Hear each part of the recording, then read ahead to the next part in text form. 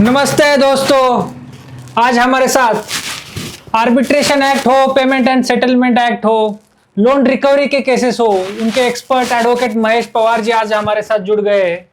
महेश पवार जी का आपको इंट्रोडक्शन देने से पहले मैं ये बताना चाहता हूँ कि ये वीडियो जो है वो लोन रिकवरी जो एजेंट्स है वो हरास करते हैं, लोन रिकवरी के रिलेटेड जो कोर्ट में मैटर्स आते हैं उनके लिए बहुत ही इंपॉर्टेंट होगा। दोस्तों, पिछले भी पॉडकास्ट में महेश सर ने हमारे साथ बहुत सारे लोन रिकवरी के रिलेटेड और लोन के रिलेटेड मैटर्स कैसे कोर्ट में हैंडल करना है उनके रिगार्डिंग जानकारी भी दी है। दोस्तों, उस जानकारी के उस कमेंट बॉक्स में बहुत सारे हमारे प्रेक्षक हैं, उन्होंने कुछ सवाल पूछे थे।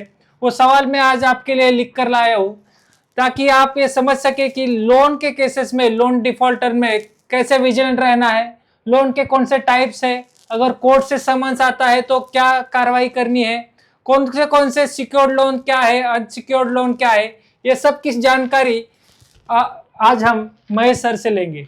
महेश सर आज भी तकरीबन 800 से 900 से ऊपर केसेस वेरियस कोर्ट में, पेमेंट एंड सेटलमेंट एक्ट हो, आर्बिट्रेशन हो, उनके रिलेटेड जो केसेस है उनको हैंडल करते हैं। उनका बहुत सारा एक्सपीरियंस है। आज हमारे प्रेक्षकों को उनसे जानने की उत्सुकता रहेगी कि लोन रिकवरी केसेस में जो आपके सवाल है उनका आंसर कैसा है और वो उसको हम डिफेंड कैसे करें। तो सर, सबसे पहले धन्यवाद, आप इस पॉडकास्ट में आए। बहुत बहुत धन्यवाद सर।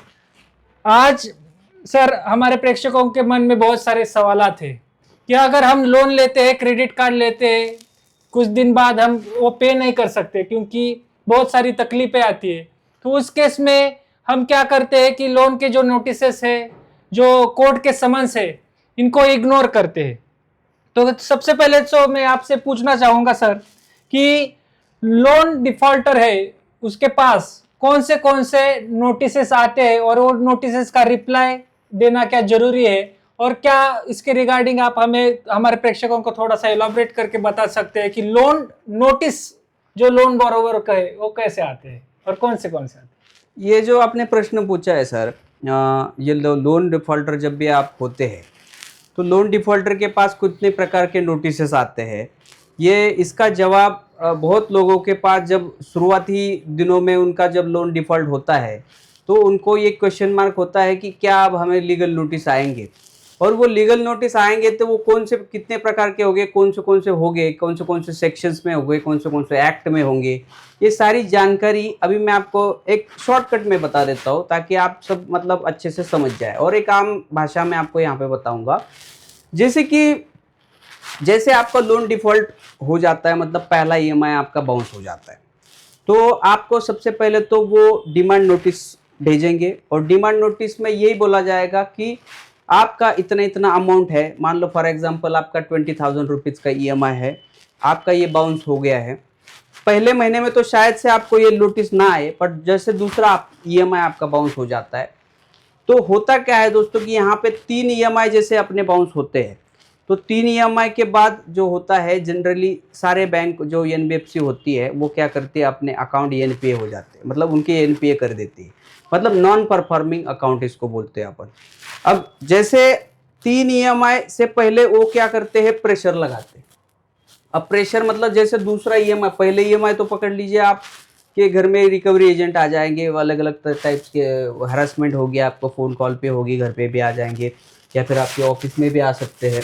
तो ऐसे पहले महीने में वो जो उनकी टैक्टिक्स होती है जो लोन रिकवरी करने की, जैसे मान लो पहला जो ईएमआई आप नहीं भर पाएंगे, दूसरा भी आपका बाउंस हो जाए, तो आपका पकड़ लीजिए लोन जो है वो उनको समझ में आता है कि ये अभी लोन क्या होने वाला है, एनपीए में जाने वाला है, तो वो एक फॉर्मल नोटिस आपको डिमांड नोटिस भेजना चालू करते हैं।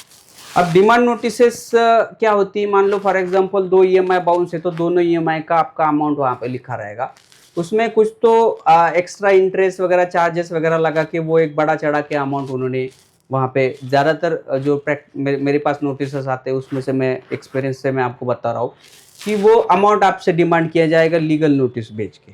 अब ये जो लीगल नोटिस होती है वो ज़्यादातर आपको एडवोकेट साहब से आएगा, मतलब जो वकील साहब होते हैं बैंक के, उनके पास से ये लीगल नोटिस आएगा। अब ये लीगल नोटिस होता क्या है कि इसमें जो अमाउंट डिमांड किया जाता है कि आप इतने 7 दिनों में इस अमाउंट को आप भरिए, नहीं तो फिर हम आपके ऊपर आर्बिट्रेशन करेंगे, सेक्शन 25 की केस करेंगे, 138 केस करेंगे। जैसे आपका लोन का नेचर है उस तरीके से वो केसेस वो वहाँ पे उन्होंने जो है लिखा होता है। अब ऐसे सारे केसेस आपके ऊपर होगी, ऐसे एक लीगल नोटिस वो पहला जो होता है डिमांड नोटिस आपके पास आ जाता है। अब आपको करना क्या है कि देखो ज़्यादातर लोग जो होते हैं अपने मतलब खुद जानबूझकर ईएमआई बाउंस करने वाले इसमें तो नहीं होते, मतलब जो विलफुली जो डिफ़ॉल्ट करना चाहते हैं ऐसे लोग बहुत कम हैं अपने इंडिया में तो जो, क्योंकि वो उनका क्या होता है जो डिफ़ॉल्ट कर रहे हैं लोन, वो जानबूझकर नहीं करते, खुद के मन से नहीं करते, क्योंकि वो क्या होते हैं कुछ ना कुछ परेशानी में फंस जाते हैं। अब परेशानी उनकी ऐसी होती है कि उनका जॉब चला गया होता है, एक तो उनका बिजनेस चला गया लॉस में होता है, या तो मान लो कुछ घर में उनकी मेडिकल इमरजेंसी आती है, या फिर कुछ अननेसेसरी जो है उनका मल्टीपल डेप्ट होने से अननेसेसरी खर्चे बढ़े रहते हैं। मान लो उनकी सैलरी 50,000 होती है, लोन जो है उनके 1 लाख रुपए के होते हैं, मतलब डबल ईएमआई होता है उससे। तो इन सारी वजह से वो क्या लोग करते हैं कि ईएमआई जो है अपना बाउंस करते हैं। अब उनको क्या है वो चक्रव्यूह में फंस गई है, तो उसको तो उसमें से बाहर निकलना है। अब करना क्या है कि वो जो लीगल नोटिस आया उसको तो उनको एक रिप्लाई करना है। अब रिप्लाई कैसे करना है, तो रिप्लाई आपको सिंपली आप खुद भी कर सकते हो, जैसे कि मैंने अपने चैनल पे बहुत सारे रिप्लाईज मैंने बना के भी दिखाया है कि आप खुद भी इसको रिप्लाई करते। बहुत सारे लोगों के पास पैसा नहीं होता है दोस्तों, मैंने बहुत बार अपने वीडियो में बताया कि दोस्तों आप क्या है कि मान लो आपके पास एडवोकेट साहब का पैसा नहीं है, अपने चैनल पे वीडियो पड़े, आप वहाँ पर जाके देखिए, खुद ड्राफ्ट करिए। बट अगर आप किसी एडवोकेट साहब से कराएंगे, आप लोकल एडवोकेट साहब से करिए, उनको थोड़ा सा फीस दे दीजिए, बट वो थोड़ा सा लेजिटिमेट तरीके से, मतलब थोड़ा सा लीगल लैंग्वेज उसमें यूज करके वो जो लीगल नोटिस के रिप्लाई करेंगे। तो पहले तो मैंने बोला कि आपका प्रश्न ही है कि कितने प्रकार के लीगल नोटिस आते हैं, तो मैं ज़्यादा इसको वास्ट नहीं करता हूँ, एक छोटे शब्दों में इसमें बोलूँगा कि डिमांड नोटिस आता है। उसके बाद जो मान लो आपका लोन एनपीए हो जाता है, तो एनपीए के बाद तो फिर आपको आ जाता है वो सेक्शन 25 का या तो 138 का। अगर आपने चेक बाउंस किया है तो 138 का आ जाएगा, अगर आपने चेक ईसीएस बाउंस किया है तो सेक्शन 25 का आएगा। या तो आपके ऊपर आपका मान लो क्रेडिट कार्ड या पर पर्सनल लोन है, तो फिर आपको इसमें आ जाएगा आर्बिट्रेशन का नोटिस। अब आर्बिट्रेशन का नोटिस आता है तो भी आपको उसमें ऑब्जेक्शन करने हैं, उसमें प्रॉपर डॉक्यूमेंटेशन बैंक से मंगाना है, मान लो एग्रीमेंट है वो आर्बिट्रेशन का प्रॉपर क्लॉज है क्या, आर्बिट्रेटर जो चुना गया है उसको आपके कंसेंट के बिना चुना गया है, ये सारी चीज़ों का ऑब्जेक्शन वहाँ पे आना चाहिए। ये इसमें डिटेल में मैंने वीडियो बना के रखे, आप वहाँ पे आप देख सकते हैं। तो ये हो गया आर्बिट्रेशन के नोटिस आते हैं। और भी नोटिस आते हैं जैसे कि जिनके सिक्योर लोन हैं, जिनके मॉर्गेज लोन है, तो उनको तो 13(2) का नोटिस आता है सरफेसी एक्ट के अंदर। 13(2) मतलब एक डिमांड नोटिस ही होता है कि 60 दिनों के अंदर आपको इतना पैसा भरना है, नहीं तो आपका लोन जो है हम आपका जो ऑक्शन जो है प्रॉपर्टी है हम ऑक्शन करेंगे। तो 13(2) को एक नोटिस आता है, फिर 13(4) का एक नोटिस आता है, 60 दिनों के बाद 13(4) का नोटिस आता है। और इतने सारे जो है नोटिस के प्रकार है।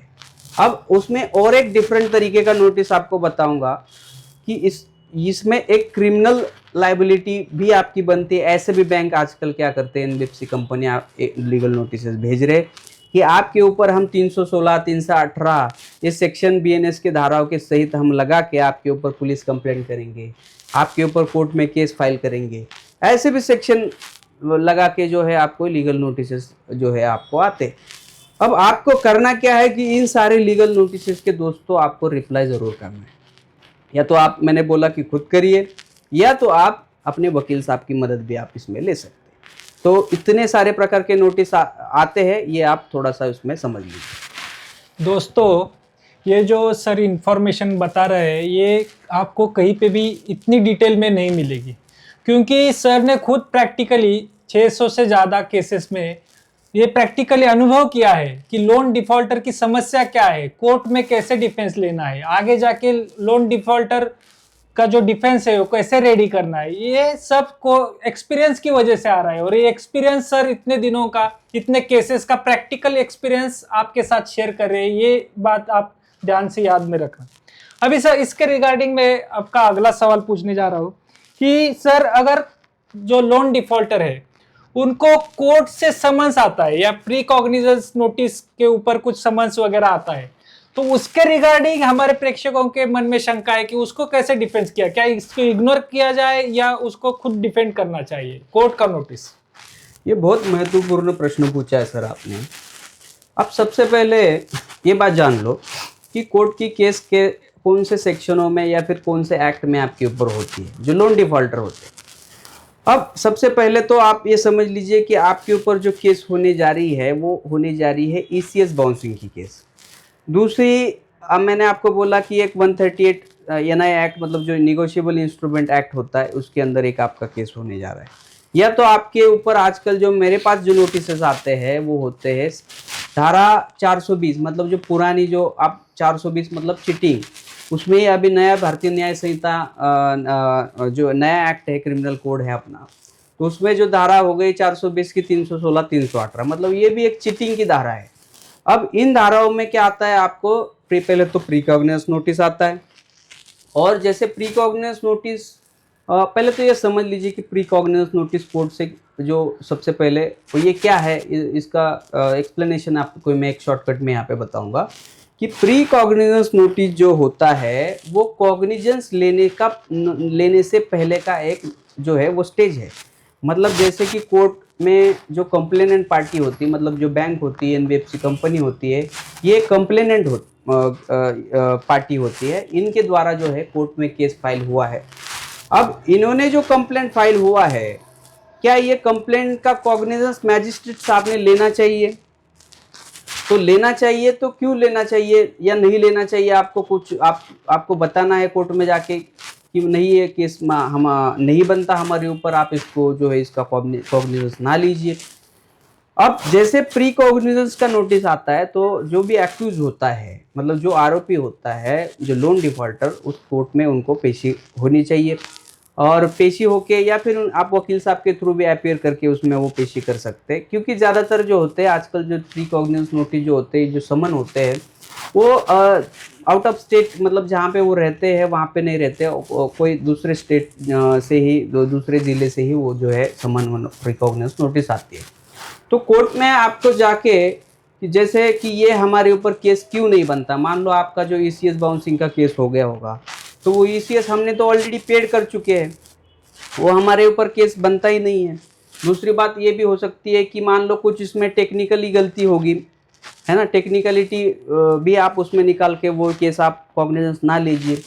उसके बाद जो मान लो ईसीएस जो बाउंस हो गया वो गलत है, मतलब उसका अमाउंट ही गलत है, इतना बड़ा ईसीएस जो है आपने इसका मैंडेट आपने दिया ही नहीं था, तो इन सारे जो है डिफेंस आप वहाँ पे ले सकते हैं और वहाँ पे जो कॉग्निजेंस ना ले ऐसा मैजिस्ट्रेट साहब को बोलते हैं। इसमें और एक चीज़ आपको स्पेशली बताना चाहूँगा कि जो 316 318 जो चीटिंग का केस होता है वो तो लोन डिफॉल्टर के ऊपर बनता ही नहीं है, क्योंकि उनका विलफुल डिफॉल्टर का कैटेगरी में वो आते नहीं। उन्होंने जो है उनका जो प्रॉब्लम होता है वो जॉब लॉस होता है, बिजनेस लॉस होता है, मेडिकल इमरजेंसी होता है, मतलब उसमें उनका कोई मेंस रिया नहीं होता। मेंस रिया मतलब क्या है, दोषी मन, मतलब दोषी मन ही नहीं होता।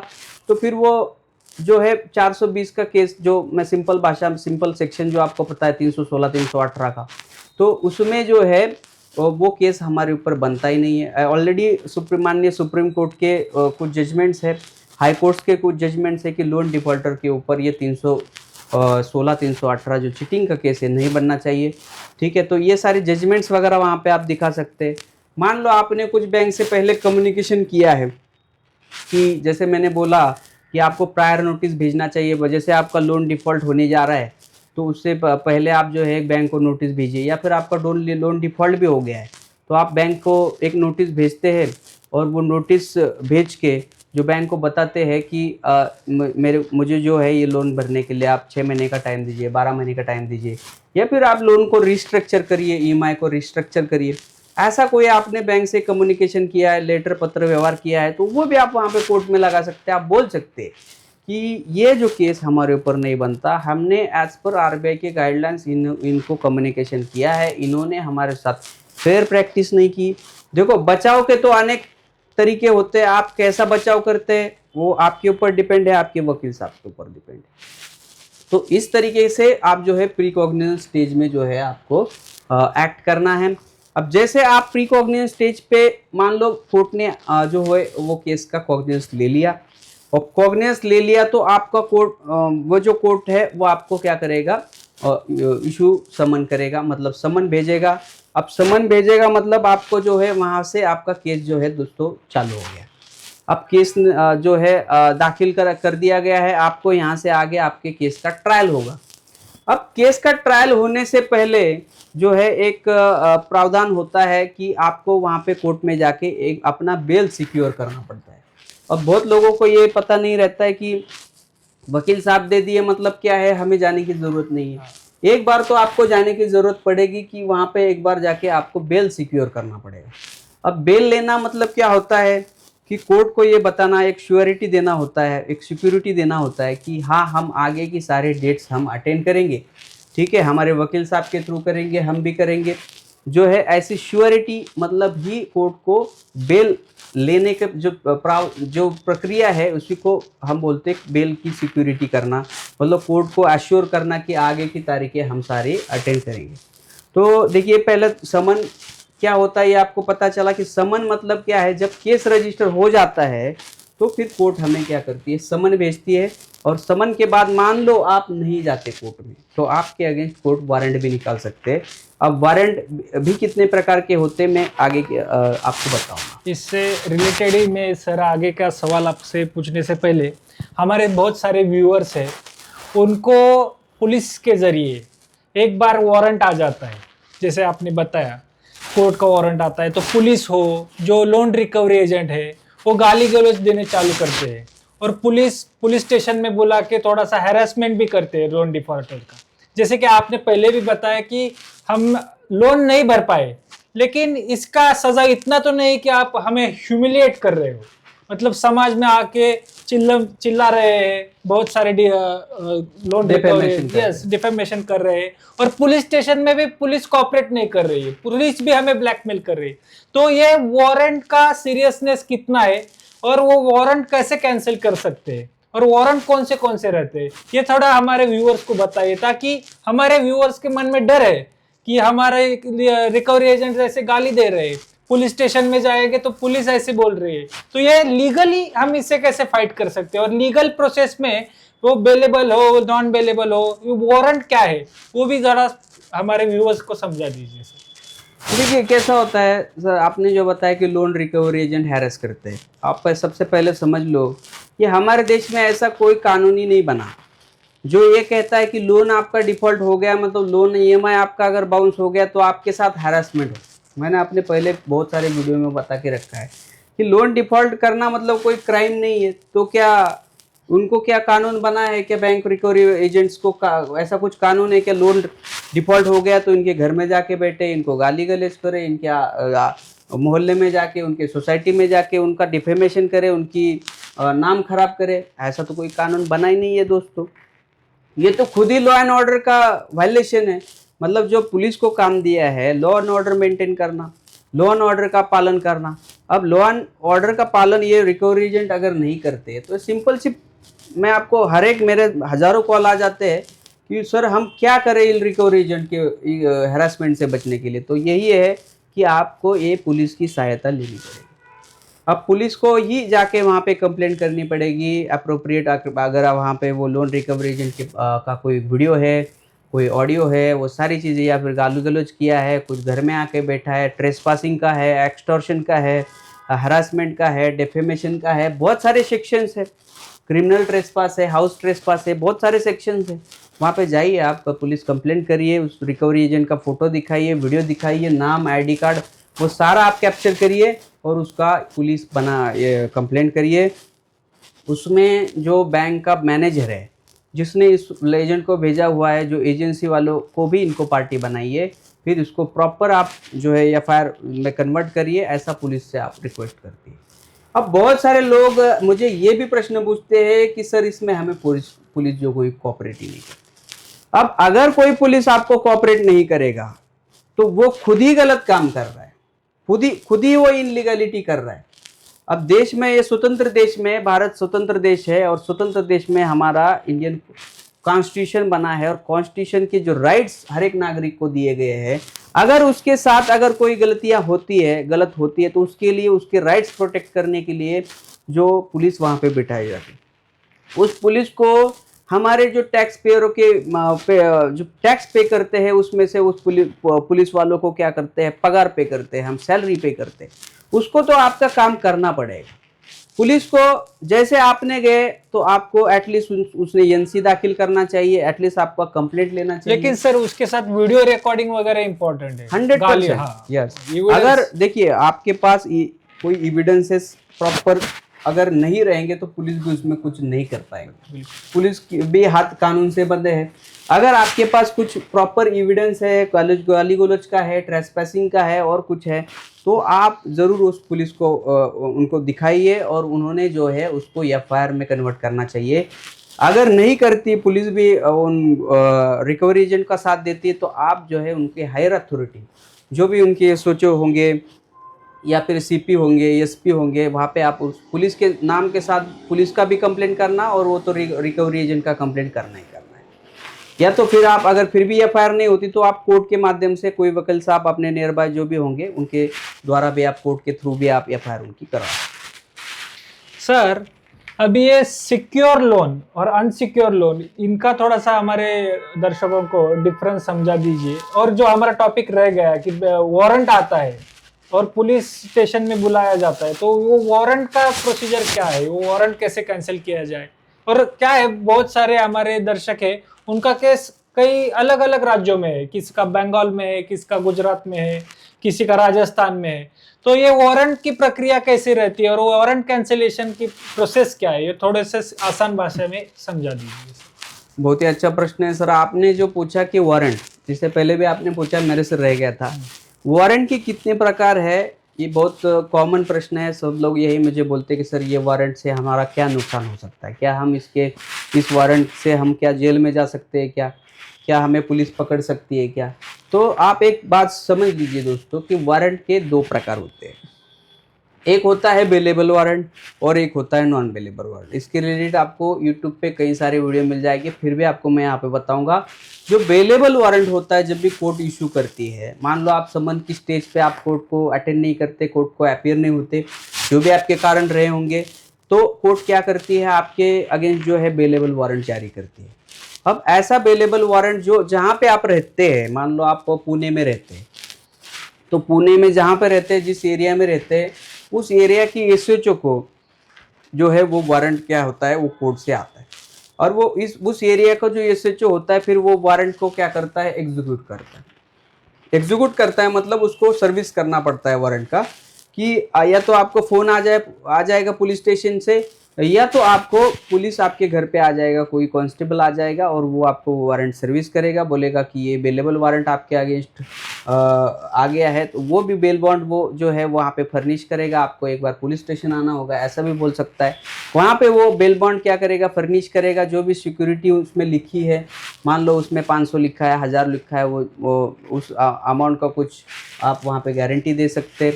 या तो वहाँ पे आपको ये बताना है कि आप पुलिस वालों की ये बेलेबल वारंट है, तो नेक्स्ट डेट को मैं कोर्ट में जाके, या तो मैं अभी 2 दिन में 3 दिन में कोर्ट में अपने वकील के साहब के द्वारा इस वारंट को जो है कैंसिल करवाता हूँ। ऐसी सारी प्रक्रिया होती है जब बेलेबल होता है, बेलेबल वारंट है।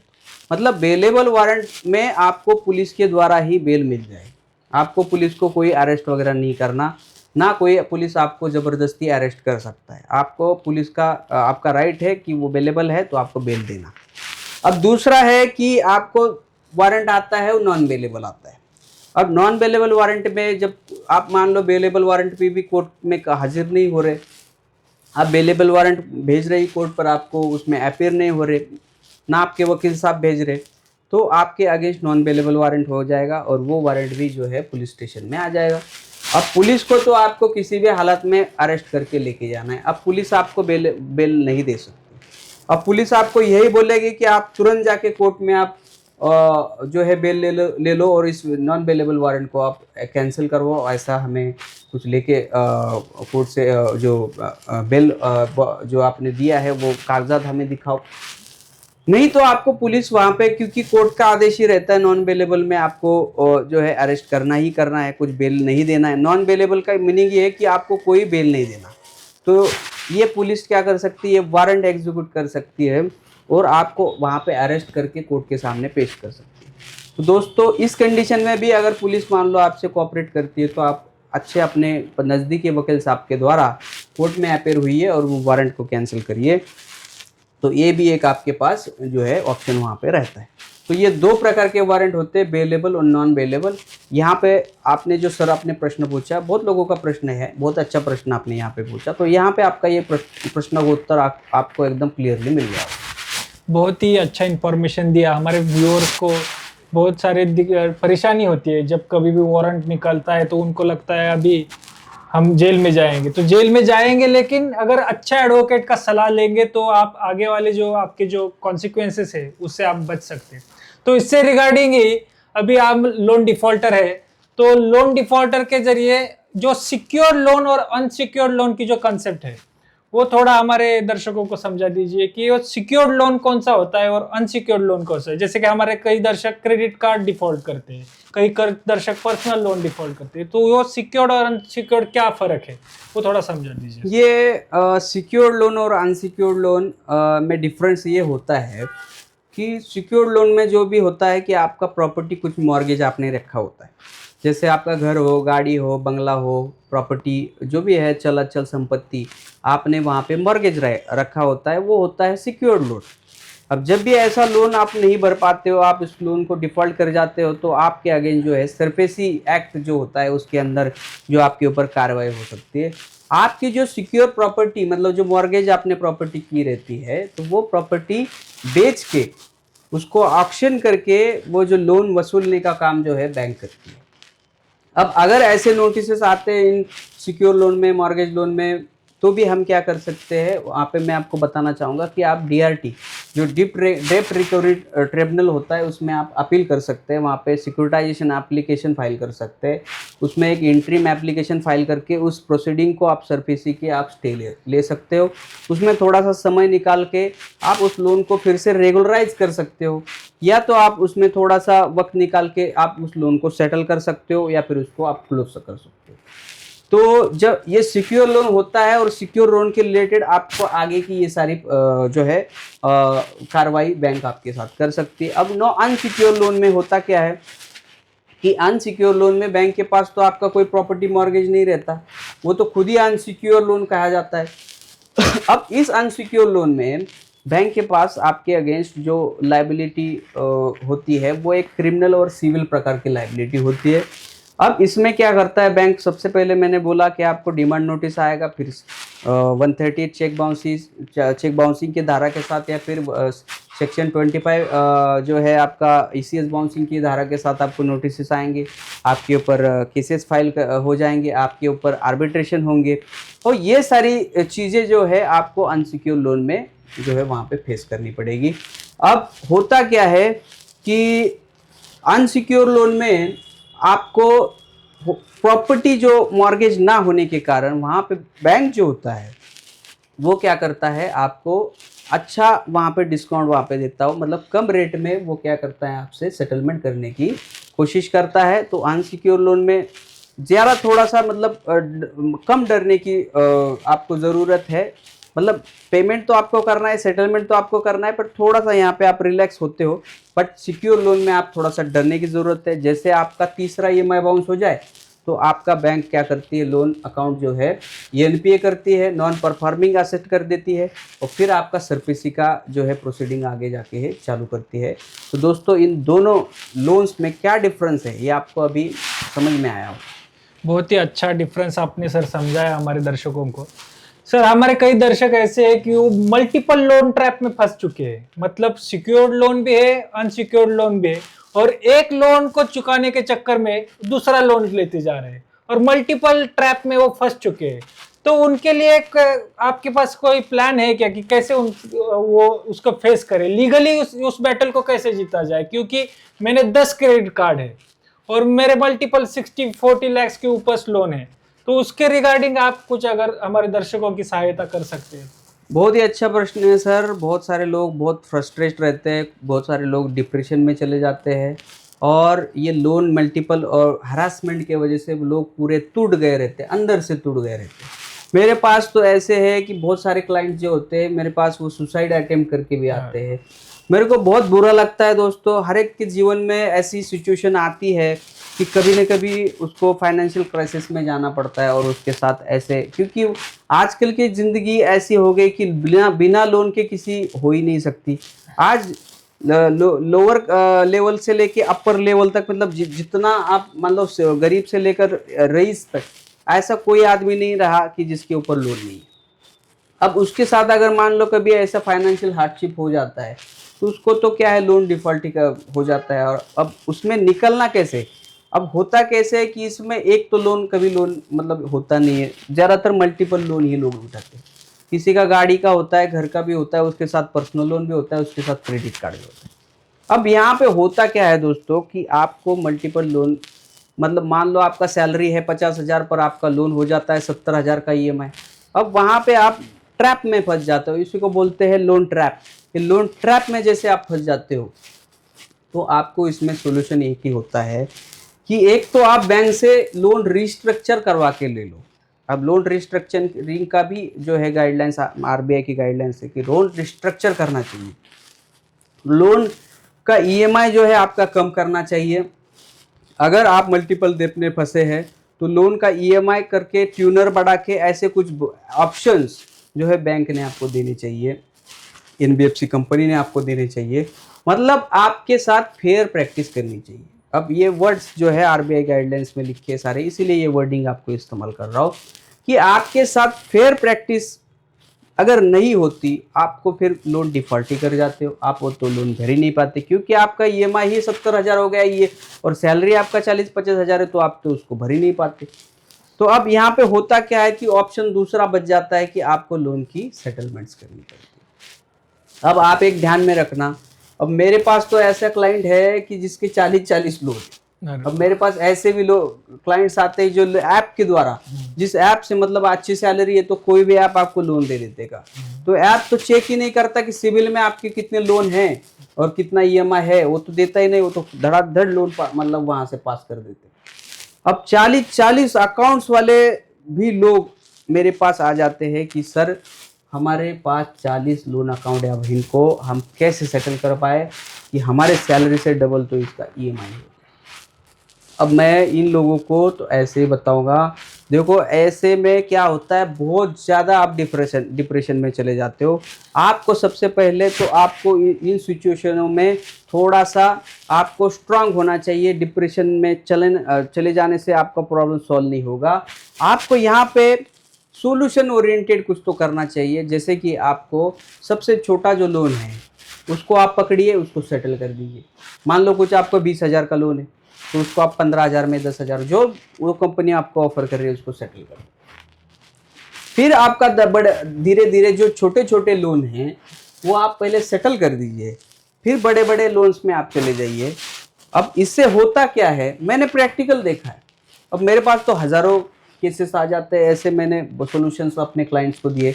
बहुत सारे लोगों को एनओसीज मिल गई, एनडीसी मिल गई और वो लोन से आउट हो गए, मतलब लोन से मुक्त हो गए, मुक्ति पा गए। अब वो मुझे बोलते हैं कि सर हमें ज़िंदगी में कभी लोन नहीं देगा। मतलब ऐसी सिचुएशन है दोस्तों। छोटे लोन से आप क्या करिए, सेटलमेंट करना चालू करिए, फिर बड़े बड़े में जाइए, बड़े बड़े लोन के आप सेटलमेंट करिए।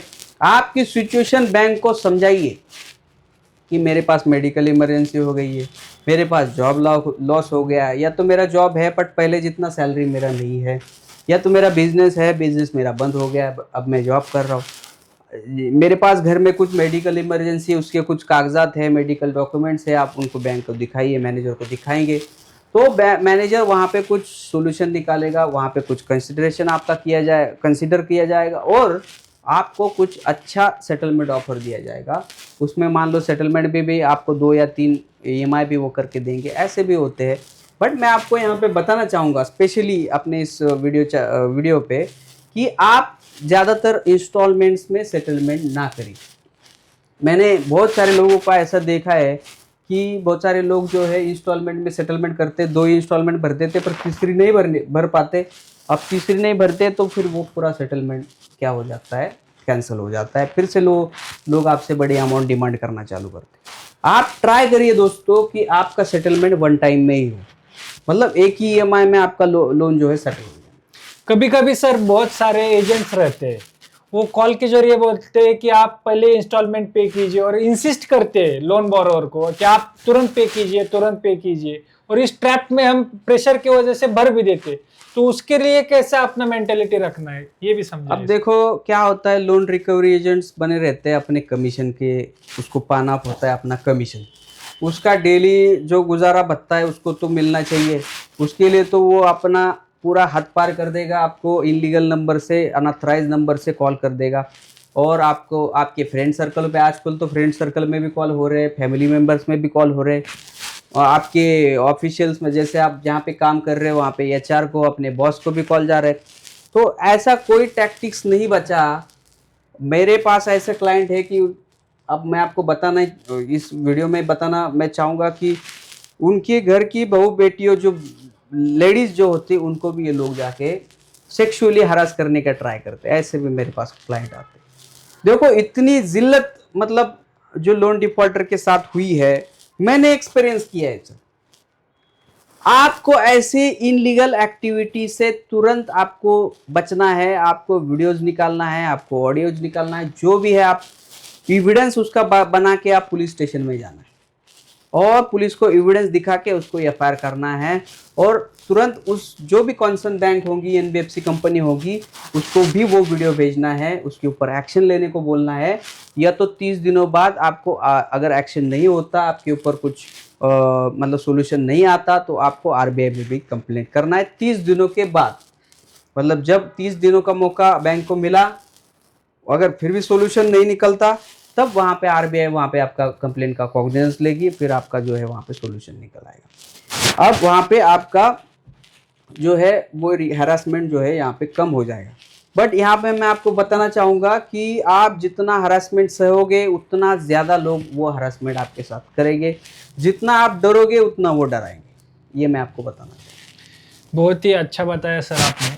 सर अभी बहुत सारी बैंक है, मल्टीनेशनल बैंक है या एनबीएफसी है, वो अभी नया तरीका अपना रही है कि आर्बिट्रेशन, वो आर्बिट्रेटर के जरिए लोन बोरोवर को नोटिस भेज रही है और यूनिलैटरल तरीके से अपना आर्बिट्रेशन प्रोसीडिंग चालू कर रही है।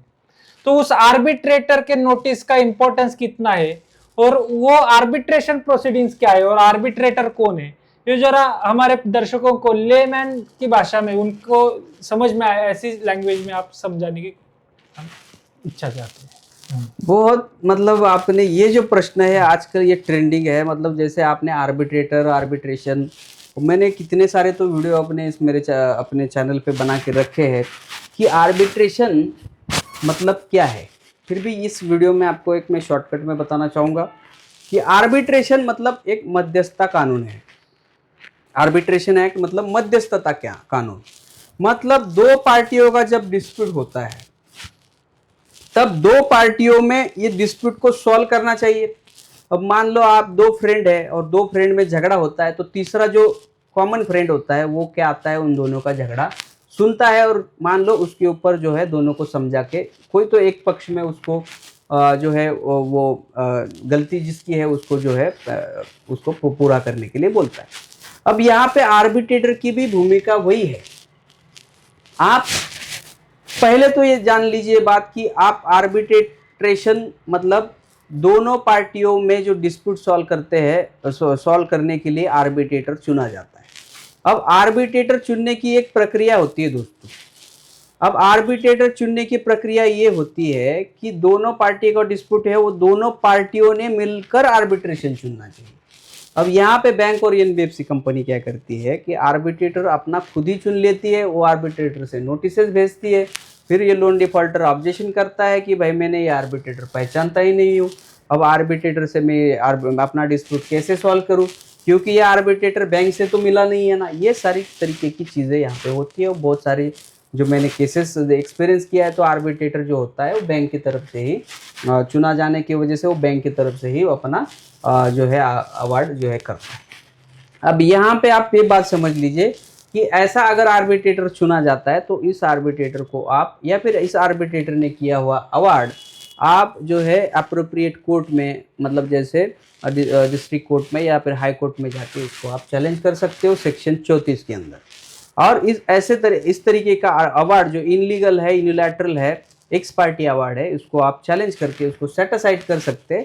और या तो ऐसे अवार्ड को आप स्टे लगवा सकते हो ताकि आपका कोई इसमें चल संपत्ति आगे जाके एग्जीक्यूशन होके आपका प्रॉपर्टी अटैच ना हो। या तो आपका उसमें जो सैलरी अकाउंट भी आजकल हो रहा है, बहुत सारे लोगों को कॉल आ रहा है मुझे कि इंटरिम अवार्ड होता है, आर्बिट्रेशन प्रोसीडिंग का एक भाग होता है इंटरिम अवार्ड, वो करते हैं, इंटरिम ऑर्डर वो करते हैं। और ऐसे इंटरिम ऑर्डर से जो क्या करते हैं, वो जो ज़्यादातर इसमें सैलरी अकाउंट वाले बहुत प्रभावित हो रहे हैं। जिन लोगों का सैलरी आ रहा है वो उनका सैलरी वहाँ पे फ्रीज करवा दे रहे हैं। अब ऐसे इंटरिम ऑर्डर को भी आप हाई कोर्ट में जाके जिस जुडिक्शन में हाई कोर्ट आता है उस हाई कोर्ट में जाके आपको वहाँ पे स्टे लेना चाहिए। उसमें बताना चाहिए सेक्शन 12(5) की कंप्लाइंसेस नहीं की, सेक्शन 11 का कंप्लाइंसेस नहीं है, फिर जो जुडिक्शन प्रॉपर नहीं है आर्बिट्रेटर का, है ना, और प्रॉपर वो सारी चीज़ें ये क्योंकि डिस्प्यूट ही आर्बिट्रेटेबल नहीं है, आपके एग्रीमेंट में कोई आर्बिट्रेशन का क्लॉज ही नहीं है। अलग अलग तरीके के डिफेंस वहाँ पे आप लगा सकते हैं ग्राउंड्स में। आप उस इंटरिम ऑर्डर को भी चैलेंज कर सकते हो, उसमें स्टे लगवा सकते हो, फिर आपका वहाँ पे जो है सैलरी अकाउंट भी वहाँ से अनफ्रीज करवा सकते हो। बहुत ही इम्पोर्टेंट बात आप आर्बिट्रेशन के जरिए बताइए सर। वो आर्बिट्रेशन के रिगार्डिंग आपके कुछ प्रैक्टिकल हाई कोर्ट के एक्सपीरियंस है, कुछ अदर कोर्ट्स के एक्सपीरियंस है? आर्बिट्रेटर के सामने भी आपने बहुत बार आर्ग्यूमेंट किया है, और जो आर्बिट्रेशन यूनिलैटरल है उसके रिगार्डिंग कुछ जजमेंट्स भी है। तो वो थोड़ा सा हमारे प्रेक्षकों को प्रैक्टिकली आपने कैसे हाई कोर्ट में उसको डिफेंड किया है और हाई कोर्ट में कैसे उसको चैलेंज किया है यूनिलैटरल आर्बिट्रेशन को, वो थोड़ा दर्शकों को समझा दीजिए। बहुत ही अच्छा प्रश्न है सर। जैसे कि प्रैक्टिकल ही लोगों को ज़्यादातर समझ में आता है। अब मैं वीडियो में हर बार मैं प्रयत्न करता हूँ कि अपने वीडियो प्रैक्टिकल हो। मैंने प्रैक्टिकली वो नोटिसेस को एक्सप्लेन किया, अपने वीडियोस में दिखाया, तो बहुत सारे लोग उसको समझ जाते हैं, आसान तरीके से समझ जाते हैं। तो आपने पूछा कि मेरा कुछ प्रैक्टिकल अनुभव जो यहाँ पे मैं शेयर करूँ, तो हमने बहुत सारे अवार्ड जो है होते हैं, इंटरिम ऑर्डर होते हैं, हमने हाई कोर्ट में चैलेंज किए हैं। अब वहाँ पे स्टे भी मिल जाता है। बहुत सारे अवार्ड जो होते हैं बैंक और एनबीएफसी कंपनी के, ये तो यूनिलैटरली होते। उसमें जो होता है वो सेक्शन 12(5) में जो कंप्लाइंसेस होते हैं आर्बिट्रेशन के, वो आर्बिट्रेशन उस तरीके का चुना ही गया नहीं रहता। और जो सेकंड पार्टी होती, जो लोन डिफॉल्टर होता है, उसको प्रॉपर मतलब जो नोटिस सर्विस नहीं किए रहती है। जो आर्बिट्रेटर होता है वो बैंक की तरफ से चुना जाता है। तो जो आर्बिट्रेशन एक्ट का जो नींव है, जो बेस है, वो बेस ही यही बोलता है कि जब भी ये आर्बिट्रेशन करना है तो आर्बिट्रेटर जब भी चुना जाएगा तो दोनों पार्टी के कंसेंट से ही चुना जाना चाहिए। अब यहाँ पे बैंक क्या करती है, वायलेट करती है ये सारे प्रावधानों को। और फिर हमने बहुत सारे, छत्तीसगढ़ हाई कोर्ट हो, बॉम्बे हाई कोर्ट हो, दिल्ली हाई कोर्ट हो, कलकत्ता हाई कोर्ट हो, ऐसे जगहों पे हमारे आर्बिट्रेशन के अवार्ड भी बहुत सारे हमने चैलेंज किए हैं। वहाँ पे स्टे भी ले लिया है। बहुत सारे डिस्ट्रिक्ट कोर्ट में भी आर्बिट्रेशन अवार्ड हम चैलेंज करते हैं। अब यहाँ पे होता क्या है कि प्रॉपर जानकारी ना होने के कारण ऐसे यूनिलैटरल अवार्ड ये जो बैंक वाले क्या करते हैं, उसका एग्जीक्यूशन पिटीशन भी लगाते हैं, जहाँ पे वो आर्बिट्रेटर जो लोन डिफॉल्टर रहता है, मान लो वो लोन डिफॉल्टर पुणे में रहता है, तो पुणे के डिस्ट्रिक्ट कोर्ट में वो क्या करेंगे, एग्जीक्यूशन पिटीशन लगाएंगे और वो अवार्ड को एग्जीक्यूशन करने की वहाँ पे जो है वो प्रेयर करेंगे, प्रार्थना करेंगे कोर्ट से। अब कोर्ट भी वहाँ पे क्या करता है, वो एग्जीक्यूशन कोर्ट को तो वही क्या है कि अवार्ड हो गया है तो एग्जीक्यूशन करा के देना है। एग्जीक्यूशन पिटीशन लग गया है, बस उसी के ऊपर जो है अटैचमेंट का वारंट उनको इशू करना होता है। अब वहाँ पे भी अगर आपका एग्जीक्यूशन चल रहा है, हमने ऑलरेडी मैंने एक छत्तीसगढ़ हाई कोर्ट का हमारे एक क्लाइंट है वहाँ के रिंकेश जी, उनका मैंने वीडियो डाल के रखा है। उनको भी हमने वहाँ से मतलब बहुत सारी वहाँ पे मदद की थी कि उनका तो अवार्ड भी हो गया था।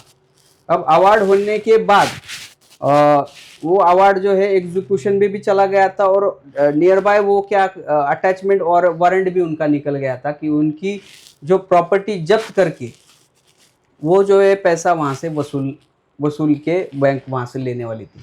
तो हमने उनको सलाह दिया था कि आप हाई कोर्ट जाइए, छत्तीसगढ़ हाई कोर्ट जाइए, और वहाँ पे छत्तीसगढ़ हाई कोर्ट में भी हमारे वहाँ जो वकील साहब है, वो वकील साहब के द्वारा जो है वो अवार्ड फिर वहाँ से निरस्त किया गया था। ऐसा मतलब जब एग्जीक्यूशन भी हो जाता है अवार्ड का और अवार्ड इनलीगल हो, आर्बिट्रेटर यूनिलैटरल चुना गया हो, तो भी वहाँ पे एग्जीक्यूशन को भी आप चैलेंज कर सकते हो और उसको निरस्त कर सकते हो। बहुत सारे लोग बोलते हैं कि अवार्ड में सेक्शन 34 को मैं तो 100% बोलूँगा, अगर अवार्ड की कॉपी आपको मिली होगी तो आपको सेक्शन 34 में जो है चैलेंज करना ही करना है। बट जिन लोगों को ये लोग अवार्ड कॉपी ही नहीं सर्व करते, जैसे हमारे क्लाइंट जो छत्तीसगढ़ के, उनको तो अवार्ड कॉपी भी नहीं मिली और उनको तो डायरेक्ट एग्जीक्यूशन कोर्ट से ही शो कॉज नोटिस मिला कि आपके खिलाफ जो है अवार्ड हुआ है और उसको हमें एग्जीक्यूट करना है। अब वहाँ पे इस कंडीशन में आप एग्जीक्यूशन को भी जो है हाई कोर्ट में जो है चैलेंज कर सकते हो, वहाँ से वो एग्जीक्यूशन निरस्त कर सकते हो। अब ऐसी भी सिचुएशन है, हमारे पास कुछ दिल्ली हाई कोर्ट के भी जजमेंट्स है जिसमें ये बोला गया है कि आपने अगर पार्टिसिपेट भी किया होगा, आपने आर्बिट्रेटर यूनिलैटरल है उसको ऑब्जेक्शन भी दिया होगा, और फिर आपने पार्टिसिपेशन करने के बाद भी अवार्ड हो गया होगा, तो भी वो अवार्ड जो है इलीगल वाइड माना जाएगा, वो अवार्ड को जो है निरस्त किया जाएगा। ऐसे दिल्ली हाई कोर्ट के भी जजमेंट्स है। अब एक जजमेंट मैं अपने हर एक वीडियो में बताता रहता हूँ, जो परकिन इस्टमन का जो जजमेंट माननीय सुप्रीम कोर्ट का, उसमें ये बोला गया है जिस पार्टी में को आउटकम में इंटरेस्ट नहीं है, जिस पार्टी को आउटकम में इंटरेस्ट है वो पार्टी आर्बिट्रेटर को चुन ही नहीं सकती। जो पार्टी इंटरेस्ट कौन होता है, बैंक को होता है कि ये जो है अवार्ड करने के बाद उसको पैसा चाहिए होता है, तो जिस पार्टी को इंटरेस्ट है वो तो पार्टी आर्बिट्रेटर चुन ही नहीं सकती, पर फिर यहाँ पे बैंक बार बार क्यों आर्बिट्रेटर चुन रही है। तो ये सारी चीज़ें हैं, बहुत सारे जजमेंट्स भी अपने वीडियो में मैंने अपने डाले हुए हैं, वहाँ पे अगर आप जाके देखेंगे तो बहुत एकदम डिटेल में जजमेंट्स एक्सप्लेन किए हैं, ऑर्डर एक्सप्लेन किए, तो आपको वहाँ पे समझ में आएगा। बहुत ही इम्पोर्टेंट सर ने बताया। जो परकिन ईस्टमन का जजमेंट है, मैंने भी पढ़ा था वो जजमेंट। आपके वीडियो के जरिए हमारे दर्शकों को सर बहुत लाभ होता है, बार बार वो वीडियो में आप प्रैक्टिकली समझा देते हो। अभी लास्ट में मैं आपको ये पूछना चाहता हूँ सर कि जो हमारे लोन डिफॉल्टर है उनका अगर कभी अवार्ड होता है और कभी ये दूसरा केसेस में अगर वो डिफॉल्ट हो जाते हैं, तो क्या इस सिचुएशन में उनको जेल हो सकता है क्या? ये बहुत ही हमारे जो बोरोवर्स है, लोन बोरोवर और डिफॉल्टर है, वो डर गए हैं कि अब अगर हमें जेल में जाना पड़ेगा, वो उसके रिगार्डिंग आप हमारे दर्शकों को थोड़ा सा समझा दीजिए। अभी ये जेल में जाने का क्वेश्चन मुझे नहीं लगता कि किसी क्लाइंट ने मुझे पूछा नहीं होगा। तो मैंने अपनी वीडियोस में भी बताया कि जेल में और जो लोन डिफॉल्टर जो है जाए, मतलब कब जा सकता है। अब यहाँ पे भी आप सिचुएशन समझ लो दोस्तों कि पुलिस कंप्लेंट तो आपके अगेंस्ट हो ही नहीं सकती, कोई एफआईआर आपके अगेंस्ट नहीं हो सकती जब तक ऐसा प्रूव नहीं होता कि आपने लोन जो लेने की प्रक्रिया में कुछ गलत दस्तावेज ना दिए हो। अगर आपने कोई गलत दस्तावेज दिए होंगे तो ही आप जेल जा सकते हो। मतलब आपने कोई वहां पे फ्रॉड, मतलब चीटिंग करने का आपका कोई मोटिव होगा तो ही आप वहां पे जेल में जा सकते हो सर।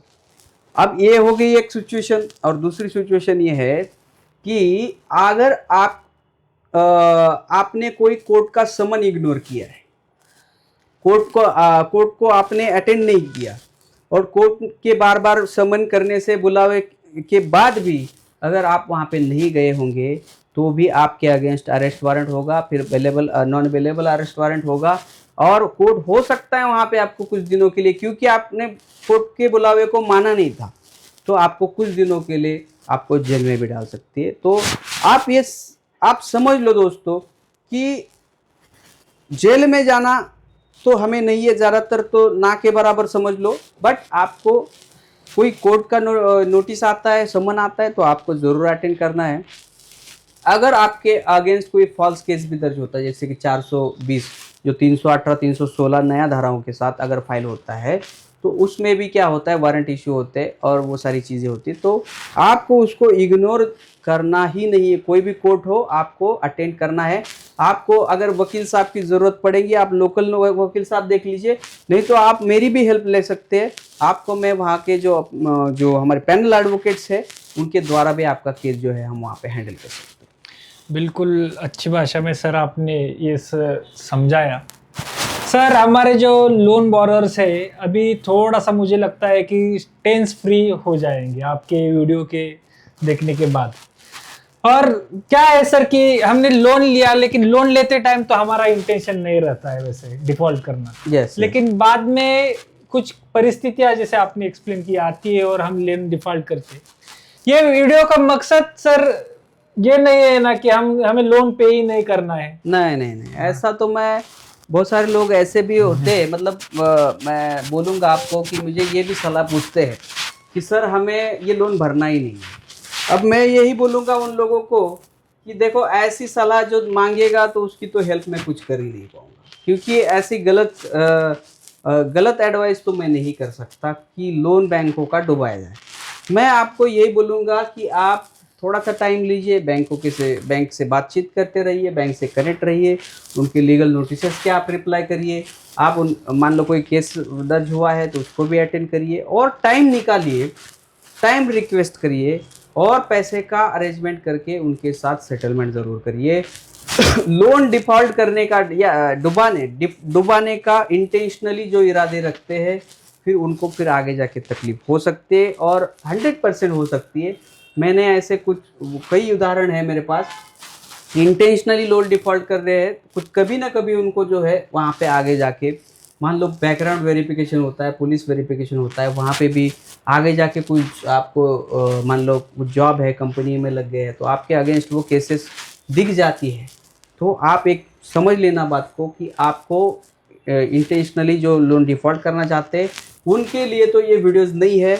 हम ये वीडियोज़ इन्हीं के लिए बनाते हैं जो गलत प्रैक्टिसेस होती है जो बैंक की, उनके मतलब चंगुल में आ जाते हैं और वो हरास हुए रहते हैं, डिप्रेशन में चले जाते हैं, बस उन्हीं के लिए ये वीडियो है। बहुत ही धन्यवाद सर। एक लास्ट में मैं एक पर्सनल सवाल आपसे पूछना चाहता हूँ सर। आपका ये लॉ फर्म है, तो आपके लॉ फर्म में कहाँ केसेस चालू है, ये हमारे दर्शकों को थोड़ा समझा दीजिए कि कौन से स्टेट में आपके केसेस चालू है, आप कौन से स्टेट के लोगों को राहत दे रही है, और उनका कुछ पर्सनल एक्सपीरियंस हमारे दर्शकों के साथ।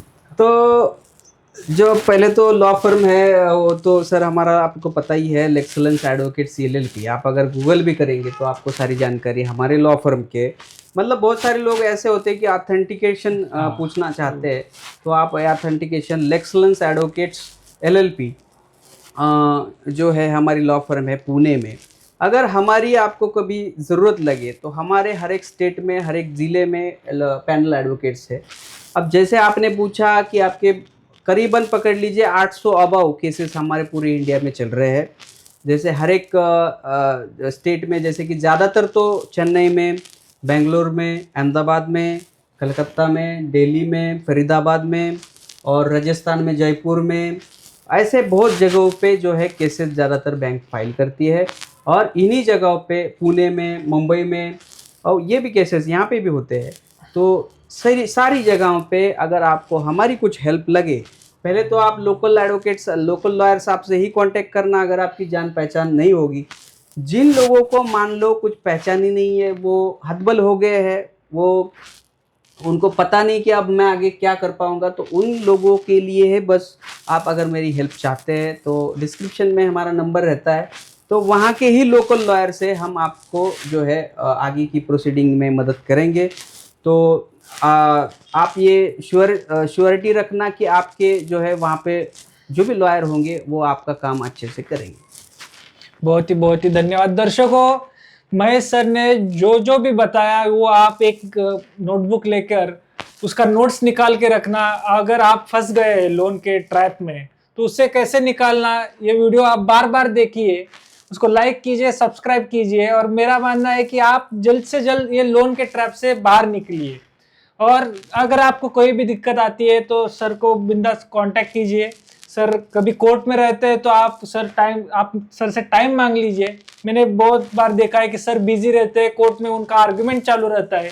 आपके जैसे ही लोन बोरोवर रहते हैं, उनके सेक्शन 25 के केसेस है, पुणे कोर्ट हो, बॉम्बे कोर्ट हो, सर जाते हैं और वहां पे लोन बोरोवर के फोन आते, तो उनको परेशान करना भी हमारा काम नहीं है। सर हमारे लिए इतना हेल्प कर रहे हैं, आप तो हमें व्हाट्सएप करिए। यस, व्हाट्सएप कर सकते हैं सर को पहले, जैसे टाइम मिलेगा बिल्कुल बिल्कुल सर टाइम आपको देंगे। रिवॉर्ड करेंगे, आपको इस ट्रैप से, लोन के टेंशन से मुक्त करने की कोशिश करेंगे।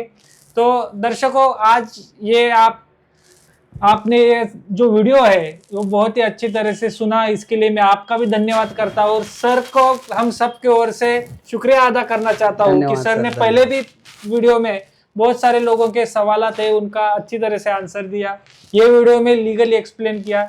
सर बहुत बहुत धन्यवाद। ऐसे ही ये वीडियो पे चैनल पे आते रहिए, हमारे दर्शकों को जो क्वेरीज है हम लिख कर आते रहेंगे और आप उनका समाधान कीजिए। बहुत बहुत धन्यवाद सर, बहुत थैंक यू। धन्यवाद।